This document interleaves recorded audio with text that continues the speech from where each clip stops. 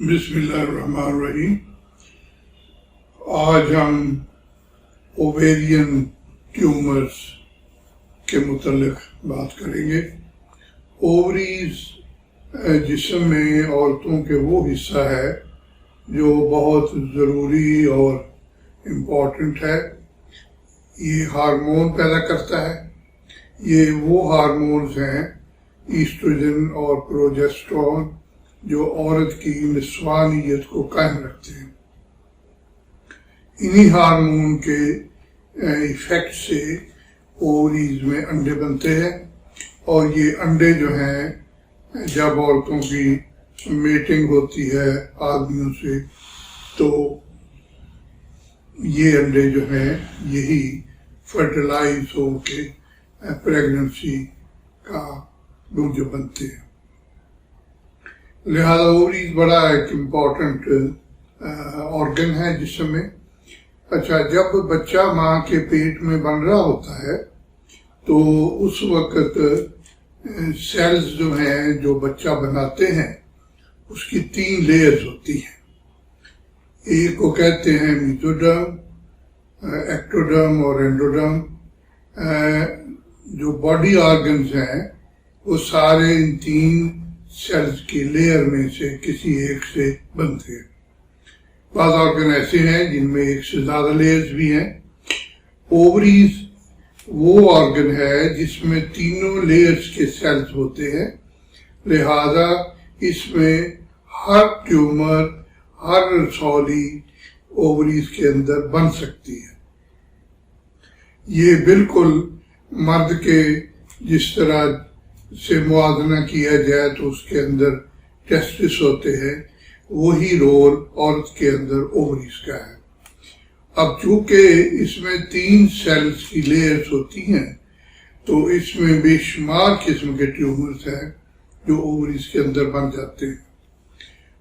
अब ये जो ट्यूमर्स हैं ये बाकी ऑर्गन्स की तरह 2 किस्म के होते हैं, बीनाइन और मैलिग्नेंट। बीनाइन जो मैलिग्नेंट नहीं होते हैं और मैलिग्नेंट जो शुरू ही मैलिग्नेंट होते हैं, कैंसर में होता है।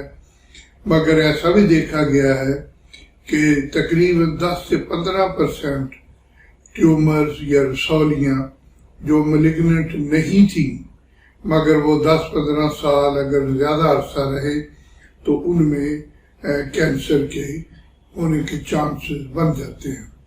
तो 10 से 15% बीनाइन ओवरी की जो ट्यूमर्स हैं वो कैंसर में तब्दील हो जाते हैं बशर्ते कि उनका इलाज ना किया जाए 10-15 साल, तो फिर उनमें कैंसर की चेंजेस आ जाती हैं।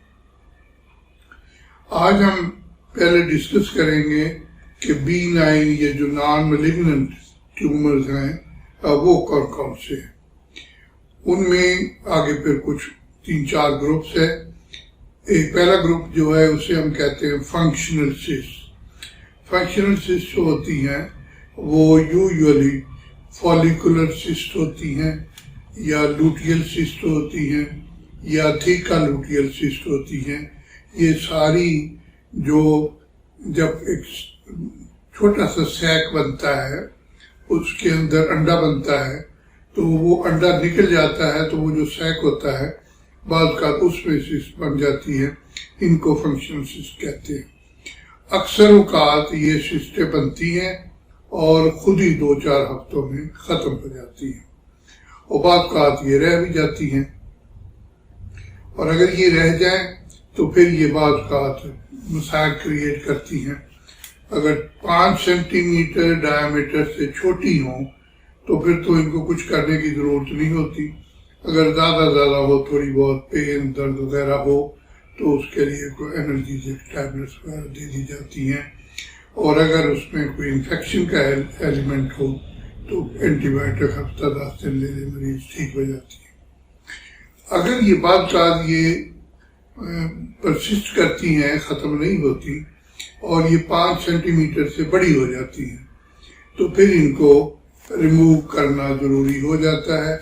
और उसको 2 तरीके से हम रिमूव कर सकते हैं। एक तो लेप्रोस्कोप से, लेप्रोस्कोपी से और दूसरा लेप्रोटमी से। کوشش یہ کرنی چاہیے کہ صرف سسٹ ہی ریموو کی جائے اور اووری بچا لی جائے، ٹیوب بھی بچا لی جائے، کیونکہ یہ جو سسٹیں ہیں یہ یوزولی ینگ عورتوں میں 20-25 ایج گروپ میں ہوتی ہیں، لہذا ان کے آگے ابھی پوری ان کی ریپروڈکٹیو لائف اور ہارمون کی ضروریات باقی ہوتی ہیں، لہذا کوشش یہ کرنی چاہیے کہ اووری کو کنزرو کر لیا جائے، سیو کر لیا جائے۔ دوسرا گروپ اس میں ہے انفلیمیٹری ٹیومرز، وہ انفیکشن سے ہوتے ہیں، بعض اوقات اووریز میں سسٹ بنی، وہ انفیکٹڈ ہو گئی اور وہ ٹیوب اوویرین میس بن گیا یا ایبسس بن گئی، یا انڈومیٹریوسس جو ہے ان سے ٹیومر بن جاتے ہیں، انہیں انڈومیٹریوما کہتے ہیں۔ تو ان کو بھی جو سیپٹک ہیں ان کو تو اینٹی بایوٹک انالجیزک سے ٹریٹ کرتے ہیں، یوزولی کنزرویٹو میتھڈس پہ ٹھیک ہو جاتی ہیں، اور اگر بالفرض یہ نہ ٹھیک ہوں یا بڑی ہو جائیں، پس وغیرہ پڑ جائے، تو پھر ان کو ڈرین کرنا پڑتا ہے، وہ آپ لیپروسکوپ سے بھی کر سکتے ہیں، اوپن لیپروٹمی سے بھی کر سکتے ہیں۔ تیسرا گروپ جو ہے وہ ایپیتھیلیل سسٹیں ہیں، اور ان میں سیرس سسٹ ایڈینوما ہے جو کامن ایک بینائن ٹیومر ہے، اور ایڈینوما بھی ہے، اور یہ سسٹیں جو ہیں ان میں نے جیسے کہا تھا کہ بعض کا میلیگننٹ چینجز ہو کے ایڈینوکارسینوما ہو جاتی ہیں۔ اگر بینائن ہو تو جو پہلے میں نے بتایا ہے کنزرویٹو، بڑی ہوں تو ان کو ریموو کرنا پڑ جاتا ہے۔ اس کے بعد جرم سیل ٹیومرز ہیں جن میں ڈرمائڈ سسٹ آ جاتی ہیں، یہ بھی ینگ عورتوں میں ہوتی ہیں۔ یہ ڈرمائڈ سسٹ بھی ایک عجیب ٹیومر ہے، اس کے اندر بال بھی ہوتے ہیں، اس کے اندر کارٹیلیج بھی ہوتی ہے، بونز بھی ہوتی ہے، اور یہ ایکس رے میں بھی نظر آ جاتی ہیں۔ تو ان کو یہ کافی ہیوی ہوتی ہیں اور یونیلیٹرل ہوتی ہیں یوزولی، تو ان کو ریموو کرنا ضروری ہوتا ہے، چونکہ یہ ادروائز مروڑا کھا کے ٹارشن کریٹ کر دیتی ہیں اور وہ ایک ایکیوٹ ایمرجنسی بن جاتی ہے۔ کامن سمپٹمز ان کے کیا ہیں؟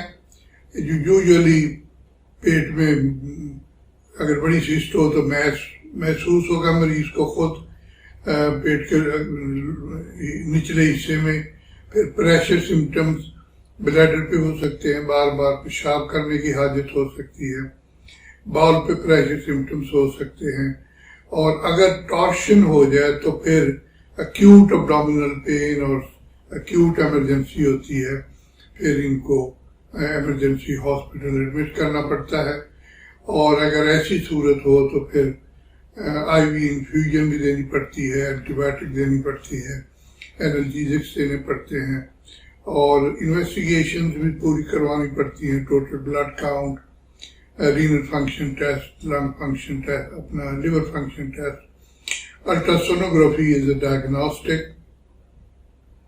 اس سے یوزولی آپ کو پتہ چل جاتا ہے کہ یہ ٹیومر کتنا بڑا ہے، اس کا ٹیکسچر کیا ہے، ارد گرد وہ آرگن سے جڑا ہوا ہے یا نہیں۔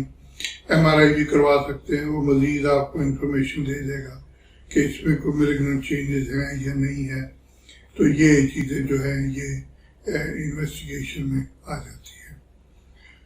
اس کے بعد مینجمنٹ میں جیسے میں نے ساتھ ساتھ بتایا ہے، مینجمنٹ وہی اگر تو بینائن ہے تو کوشش یہی کرنی چاہیے کہ کنزرویٹو مینجمنٹ پہ رکھنا چاہیے، اور اگر بڑی ٹیومر ہو، بڑی سسٹ ہو، پیشنٹ کو پین کاز کر رہی ہے، یہ پریشر سمپٹم کاز کر رہی ہے، تو پھر اس کو ریموو کرنا ضروری ہوتا ہے، اور وہ لیپروسکوپ سے بھی کر سکتے ہیں اور لیپروٹمی سے بھی کر سکتے ہیں، مگر یہ ان کو ریموو کرنا ضروری ہو جاتا ہے، ورنہ جیسے میں نے کہا کہ ان میں میلیگننٹ چینجز بھی ہو جاتی ہیں اگر یہ نہ ریموو کریں تو۔ بعض کا تو ایسے ہوتا ہے کہ پریگننسی بھی ہوتی ہے اور ساتھ سسٹ بھی بن جاتی ہے۔ یوزولی ایسے کیسز میں اکثر اوقات تو فنکشنل سسٹ ہوتی ہے، اگر فنکشنل سسٹ نہ ہو، دوسری سسٹ بھی ہو، ڈرمائڈ بھی ہو سکتی، سسٹرینوما بھی ہو سکتی ہے، تو اگر ایسی سسٹ ہو تو پھر پریگننسی میں یہ اگر تو کوئی پرابلم نہیں دے رہی تو اس کو ویسے ہی چھوڑا جا سکتا ہے، اور جب ڈلیوری ہو جائے تو اس کے بعد اس کو ٹریٹمنٹ کر دیا جائے، اور اگر یہ پرابلم کریٹ کر رہی ہو تو پھر اس کو لیپروٹمی کرنی پڑتی ہے، اور اگر لیپروٹمی کرنی پڑے تو 4 مہینے کی پریگننسی کے بعد کرنی چاہیے، 4 سے 5 مہینے۔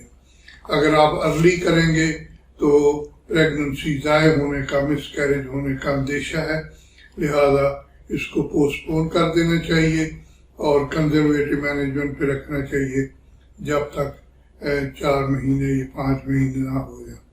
اگر ٹارشن ہو جائے تو پھر ایکوٹ ایمرجنسی ہے، کیونکہ جب ٹارشن ہوتی ہے تو اوویرین پیڈیکل جو ہے وہ اس کو مروڑا آ جاتا ہے، ٹوسٹ کر جاتا ہے، اندر پھر اس سے ہیمریج ہو جاتی ہے اور بہت پینفل ہوتا ہے، انفیکشن بھی ہو جاتی ہے، مریض کو شوق میں چلی جاتی ہے مریض، پھر اس کی ایمرجنسی لیپروٹمی کرنی پڑتی ہے۔ اچھا، اس کے اوویرین ٹیومرز کے کچھ مارکر ہیں، اب آ گئے، جو ہم مارکر ٹیسٹ کر کے پتہ کر سکتے ہیں کہ اوویرین ٹیومر کس قسم کا ہے، کیونکہ اوویرین ٹیومر کا مسئلہ یہ ہے کہ ان کی ڈائگنوسس لیٹ ہوتی ہے اور لیٹ سٹیج میں آتے ہیں، تو اگر کینسر ہو تو وہ سٹیج 3 سٹیج 4 میں آلریڈی پہنچ جاتا ہے، اور سٹیج 3 سٹیج 4 کے بعد جو سروائیول ریٹ ہے وہ بہت کم ہو جاتا ہے،